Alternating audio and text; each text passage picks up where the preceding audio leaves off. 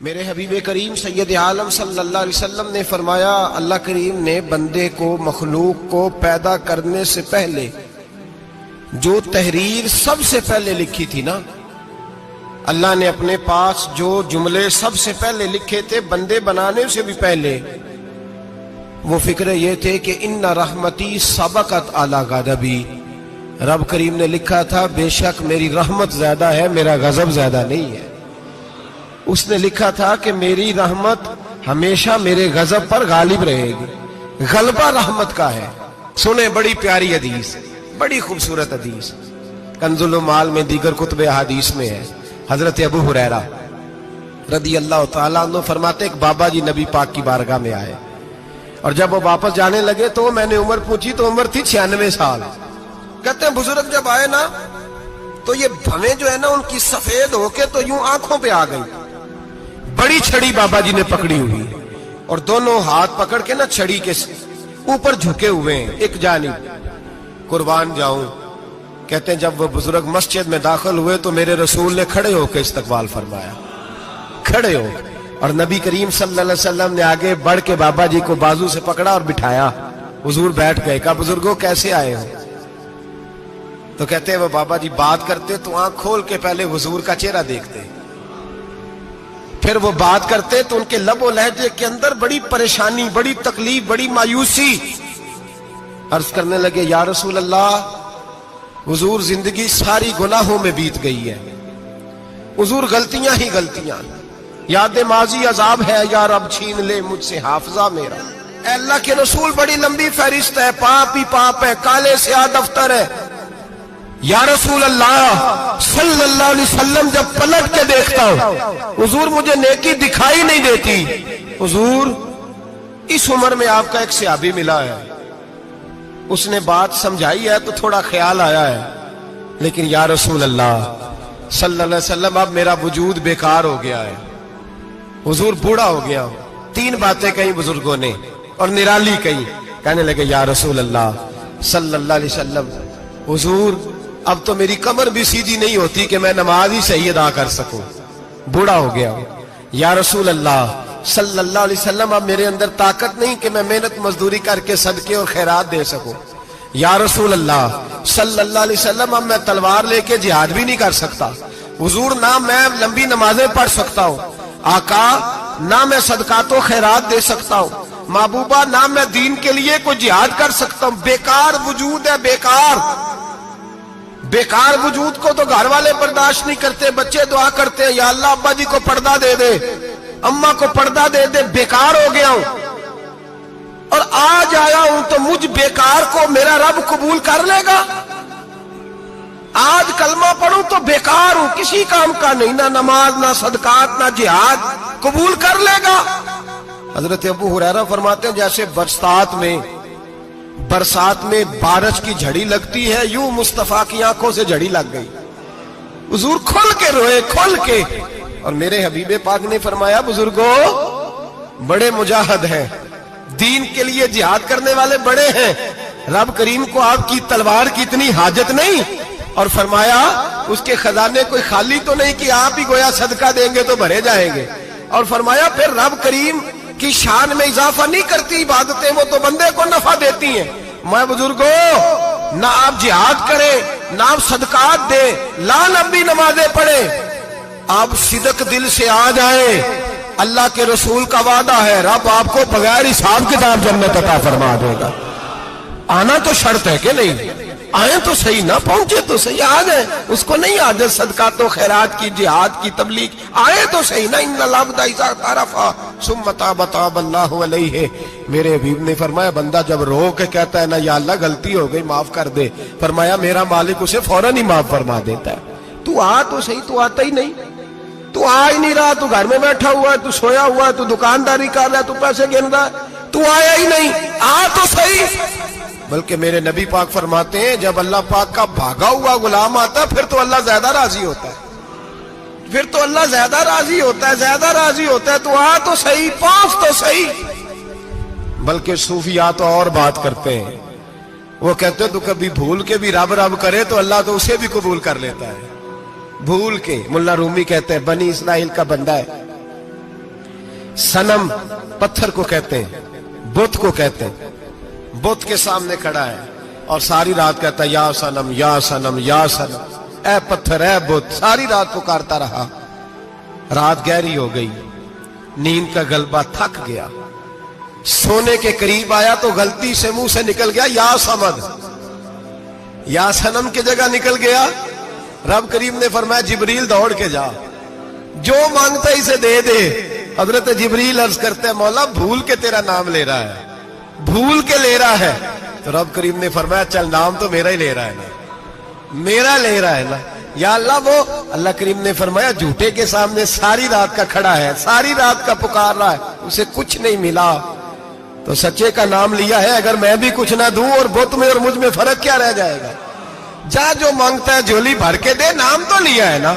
ओ भाई तू बहाना तो बनाना, ओ आ तो सही ना, तू यहां आ जा, पहुंच जा, आ जा, बस बैठ जा, उसकी बारगाह नाज में हाजिर तो हो ना। तुझे फुर्सत ही नहीं, तू यारों के लिए टाइम निकालता है, बाजारों के लिए टाइम निकालता है, गलियों के लिए टाइम निकालता है, चौकों चौराहों के लिए टाइम निकालता है, हफ्ते में एक दिन होटलिंग के लिए भी जाता है, लेकिन कभी छुप के दो नफलों की तुझे तौफीक नहीं होती। और मैं कई दफा कह चुका हूं, जिस बंदे को बगैर इबादत के रिज़्क ज्यादा मिलने लग जाए उस पर आजमाइश होती है। रब करीम अल्लाह फरमाता है इसको पैसे दो, इसे आने ना देना, इसको को चल पैसे दौड़ जा। लोग समझते हैं मैं बड़ा ज़हीन हूं, अक्लमंद हूं, देखो मैं अपनी होशियारी से चालाकी से आगे निकल गया। तो आजमाइश है, ये तो आजमाइश है रब करीम की तरफ से, ये तो उसकी खुफिया तदबीर है। मेरे भाई उसकी बारगाह नाज तक जो आ गया, आना तो हमारी जिम्मेदारी है कि नहीं। फिर उसकी रहमत आगे बढ़ के इस्तकबाल कर लेती है, फिर अल्लाह का फजल उसको थाम लेता है उस बंदे को। और खुदा की रहमत कितनी ज्यादा है। मेरे हबीब करीम सैयद आलम सल्लल्लाहु अलैहि वसल्लम ने फरमाया अल्लाह ने अपनी रहमत के 100 हिस्से किए। हुजूर फरमाते हैं एक हिस्सा अल्लाह ने दुनिया में नाज़िल किया है। कितना? एक हिस्सा। फरमाया ये जो माँ बेटे से प्यार करती है, बाप बेटे के लिए मजदूरी करता है, जो बहन भाई के लिए रोती है, ये जो बीवी शौहर के लिए दुआ मांगती है, ये जो बच्चे माँ बाप से प्यार करते हैं, फरमाया ये उस एक रहमत का नतीजा है, एक रहमत का नतीजा। तो सहाबा कहने लगे या रसूलल्लाह वो 99 किधर है? नबी पाक ने फरमाया रब करीम ने संभाली हुई है, कयामत के दिन तुम्हें अता फरमाएगा। अभी तो एक नाज़िल की है, अभी अल्लाह ने हजरत यूसुफ अलैहिस्सलाम के जमाने में कहत हो गया। तो जनाब यूसुफ अलैहिस्सलाम ने, क्योंकि आप अल्लाह के नबी से पहले से जान गए कहत होगा, तो हजरत यूसुफ ने गंदम पहले स्टॉक कर ली थी बहुत ज्यादा। बाकी इलाकों में जब कहत पड़ा ना, अब सब लोगों ने मिस्र की तरफ रुझान किया गंदम लेने के लिए। तो हजरत यूसुफ अलैहिस्सलाम ने ना शहर के दरवाजे पर बंदे खड़े कर दिए। फरमाया जो बंदा आए ना उससे 2 सवाल पूछना। जो आएंगे लोग गंदम खरीदने, जो आए 2 सवाल पूछना।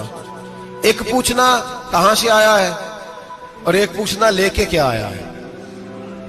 एक पूछना, समझ आ रही है बात की, और दूसरा पूछना कि लेके सोना लेके आया है, चांदी गंदम खरीदनी है तो क्या चीज लेके आया है, कि नगद पैसे लाया है, ये पूछ लेना।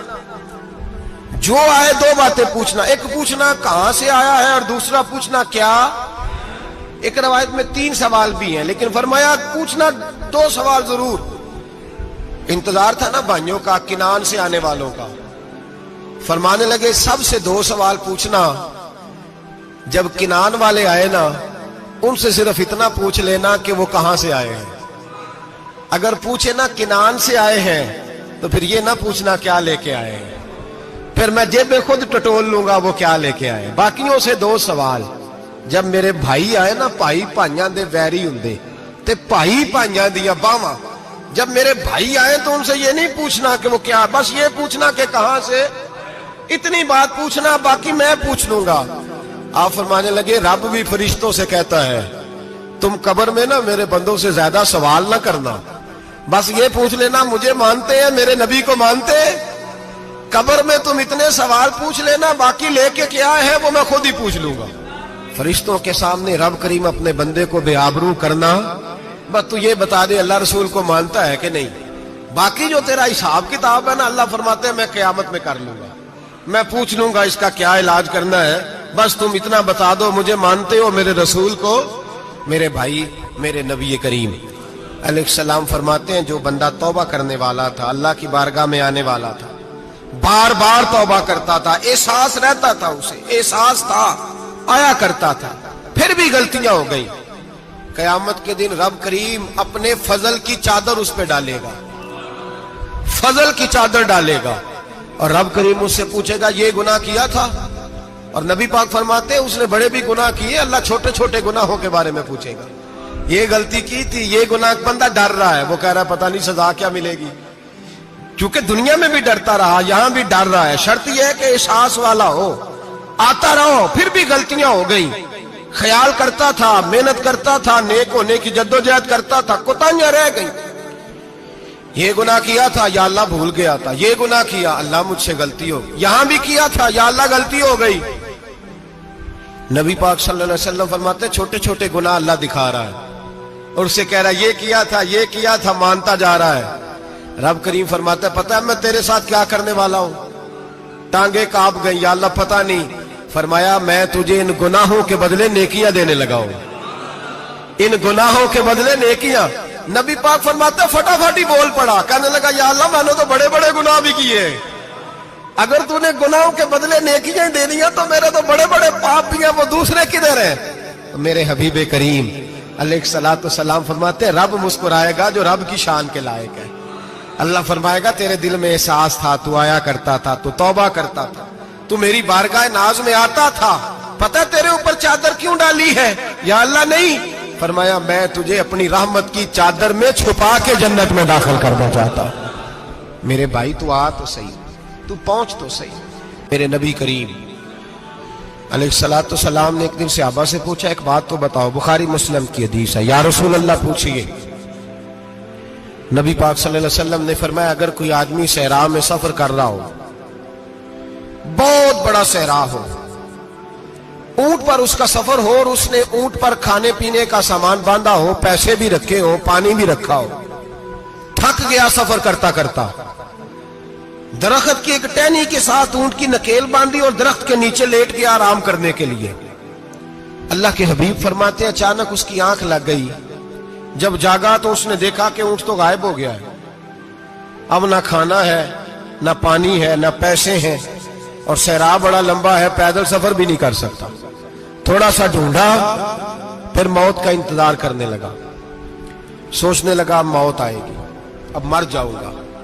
اللہ کے محبوب فرماتے ہیں تھوڑی دیر گزری، جب بالکل مایوس ہو گیا تھا تو اچانک نظر پڑی تو اونٹ اس کا سامنے کھڑا تھا۔ نبی پاک سے صحابہ سے پوچھتے ہیں بتاؤ، اس کی کل کائنات اجڑ گئی تھی، راز ضائع ہو گئی تھی، ہر شے لٹ گئی تھی، دوبارہ اسے مل گئی ہے، بتاؤ اسے کتنی خوشی ہوگی؟ صحابہ کہنے لگے یا رسول اللہ نئی زندگی مل گئی اس بندے کو، وہ ساری دنیا سے زیادہ راضی ہے۔ تو میرے کریم رسول صلی اللہ علیہ وسلم نے فرمایا رب کریم کا نافرمان بندہ جب اس کی بارگاہ میں آ کے توبہ کرتا ہے تو اللہ اس سے بھی زیادہ راضی ہو جاتا ہے۔ نافرمان جب آ کے کہتا ہے یا اللہ معاف کر دے، آئندہ نہیں کرتا، میں اللہ تو راضی ہو جاتا ہے۔ اور حبیب پاک علیہ السلام فرماتے ہیں وہ اتنا کریم ہے، جب بندہ اپنے رب سے صلح کر لیتا ہے، توبہ کر لیتا ہے، تو اللہ زمین کو کہتا ہے تو بھول جا میرے بندے نے گناہ کیا ہی نہیں، آسمان سے کہتا تو بھول جا میرے بندے نے گناہ کیا ہی نہیں۔ پھر رب کریم فرشتوں سے فرماتا ہے کہ مٹا دو جو تم نے لکھا تھا، میں نے اپنے بندے کے ساتھ صلح کر لی ہے۔